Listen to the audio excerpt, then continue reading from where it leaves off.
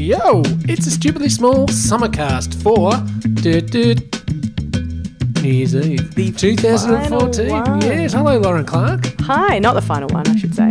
Final one for the year. 2014. Thank God it's gone. What a year. Didn't like 2014? we've had. Well, it's been so up and down. I've and loved it. There isn't a second of this year that I haven't just really? revelled in the I probably had glory about of the universe. a 10-month period where it was pretty crap. And then I think January was good and December has been a belter.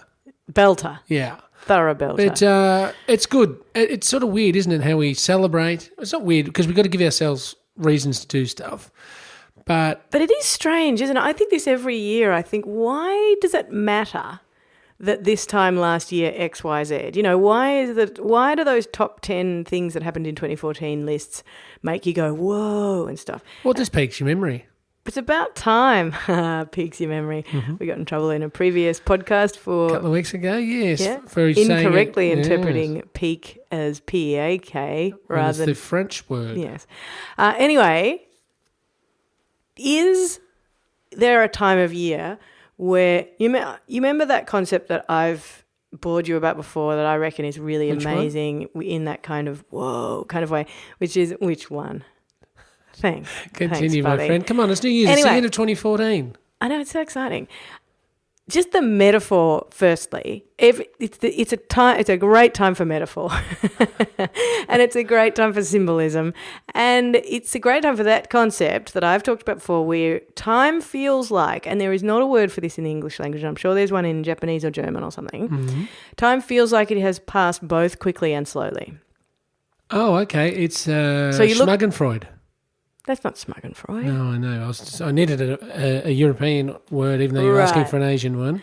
Yes, no, well, it doesn't even, it's just a word that describes Would that be the word of 2014, Schmagenfreude? Can we name that? I think it might be our word of 2014. Oh, I don't know. If you're listening to this, as it comes out, Yeah. why don't you say that tonight to someone if you're having a glass of wine or a Pepsi, and just say, you know what? I had a few times this year where I felt an insane sense of Schmagenfreude, and then you can explain it, and the word catches How on. does Smagenfreude differ Yeah. from Schadenfreude?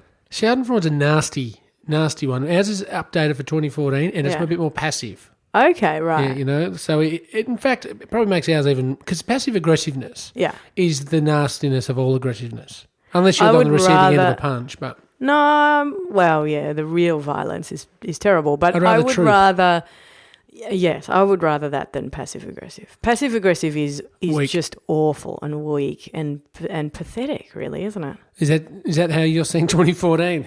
Passive aggressive. No, I just think, and I wonder if passive aggressive was always a thing, or if it's just because of the way we in the West run our lives that confrontation is seen as the biggest. It's just so terrifying to people. Does it come from fear, you think?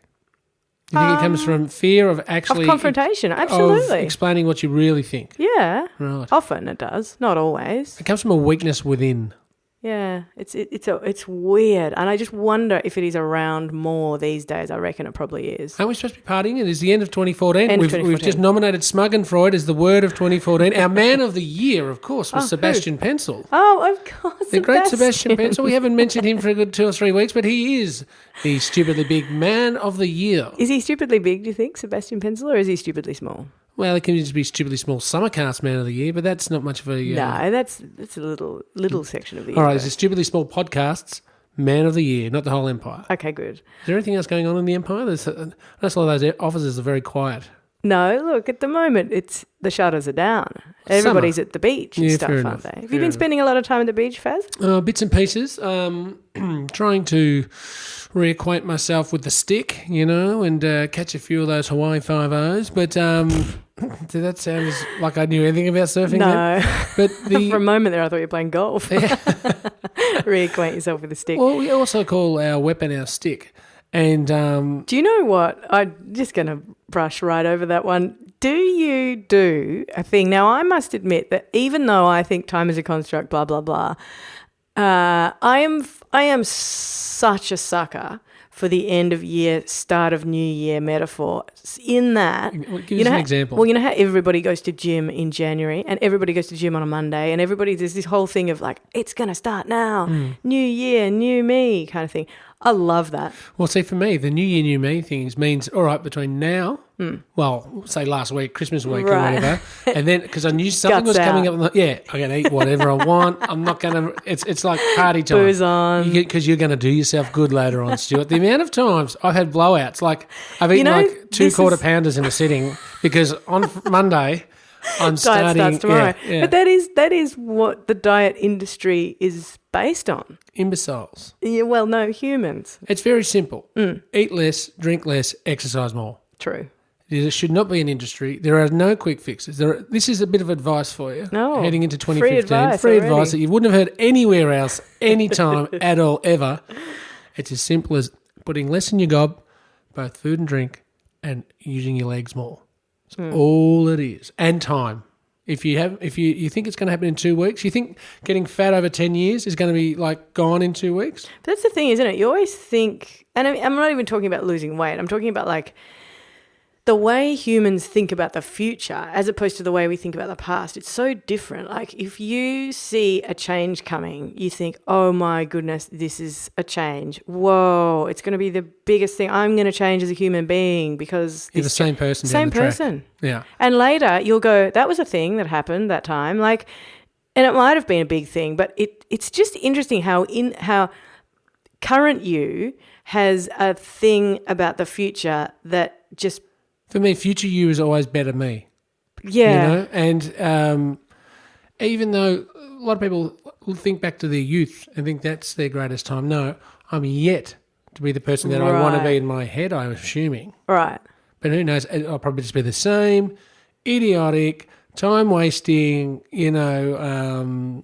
procrastinating, lard ball that's thinking about 2016 as I was in 2014. You know, there's a fair chance. Like if I was a betting man. If you changed in any way, Stuart Farrell, I'd be sorely disappointed. Oh, well, that's fair. Well, Lauren Clark, you can be my 2014 Person of the Year. Well, you can be mine then. Can I chuck Sebastian Pencil? Sebastian Pencil can be the official podcast one. He's the podcast one. Yeah. Does he get anything? He does. We've actually sent him out a little plaque. You weren't part of this, but we had a bit of a get-together in the Stu with the Big offices just before Christmas, and he was voted in by the Stu with the Big I've never staff. met him. He claims to be a good friend of yours, old Sebastian Pencil. But anyway, look, Lauren, it is a summer cast, which means it is a minute little fraction of what we do ordinarily for the Stupidly Small Podcast. True. And you've got a little bit of a seasonal tippage for us, I believe? Seasonal tippage. Now, here we go. Now, this one is specifically for the ladies, but it's... Right. No, it's... I'm your seasonal tippage. It's actually for everybody, but particularly there are a couple of things, areas where women are absolutely shafted by the industries in what question. Industry? Firstly, haircuts. Gotcha. You've spoken about that. Outrageous. Don't even. Yeah. Let's just lock that one down. All right. Outrageous. All right. Why have I got? If I've got the same amount of hair as you, what's the deal? You do a lot more with yours. And what you've do got I a do? lot more hair. Chuck it in a ponytail. There's like a lot more follicles, and then they cut at different lengths. I now see that you're trying to bait me, and that's not going to happen. I'm on more follicles. You've tried to go all science on me, have you? Well, I'm pretty sciencey. Yep. 2015 Stu's starting to talk a bit early. Get back in your box, fella. Smart Stu. Okay. Second area, bathers, togs, swimsuits, whatever they are. If you... I think togs is a sexy word when applied to female bathers. Do you? Yeah. Togs? Don't know why. Because it's got a real seasonal vibe to it. I'm going to chuck me togs on and you go, oh, togs. I reckon togs is a great Aussie word. If that's not an Aussie word, I will be sorely disappointed. It must be. I think it must be. You would have to Could that be our word of 2014, togs? Let's do it. All right. We just got that what in time. What happened to Schmagenfreud? Nah, gone. Togs. Yeah. Okay. Anywho, I went to try on a pair of bathers during we were talking about the summer sales, the January sales. Yeah. Bathers are $200. $250. This pair that I was trying on, $250. If you put $250, no, hang on. If you put the $50 notes out that make up $250, It'd be bigger You'd than have the more bathers. material in the bathers. Or maybe we should stitch together some 50s. So here's what here's my seasonal tippage. Get yourself a nice pair of like either undies or short shorts. I'm hearing you. Chuck on a bather's top, Love it. bikini top, whatever. T-shirt if you need it. I'd say if you rashi. Rashi's good because it's good for the water and it's sun repellent. don't. Oh, right. Yeah. Okay, nice. You don't advocate sunscreen on your legs because your legs get dirty and dirty bush legs. Dirty bush legs, I think it was. But, yeah, you're okay with a rashi. Anyway, there you go. Free tip. $250 on bathers. If we all stop spending that sort of money on bathers, people will stop making them for that price. Well, Lauren Clark, you've just destroyed the beach industry and the pool industry the nation over, but we must Yes. say thank you to you. Thank you, Stu Farrell. Thank you to everybody that has supported us in 2014. You've been an amazing tower of strength, and I don't think what a lot of you have done, you'll ever know how much it's meant to us this year. No, that's So true. thank you, and to those people, you say no footy shorts. No. Heavy petting. Heavy petting. Well, maybe on New Year's Eve you can have. You can have a petting. go. You can have a crack in the pool, and of course, no bombs. And No we'll see bombs. you in 2015. Bye-bye.